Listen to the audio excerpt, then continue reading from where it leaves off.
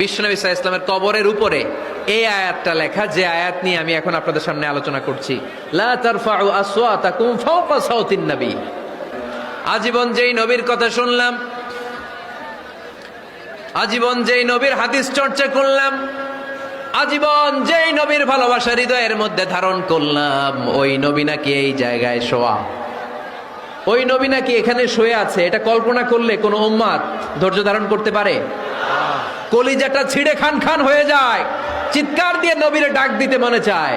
কিন্তু আল্লাহ বলেছেন খবরদার, কবরের উপরে এই আয়াতটা লেখা, লা তারফাউ আসওয়াতাকুম ফাওকা সাওতিন নবী।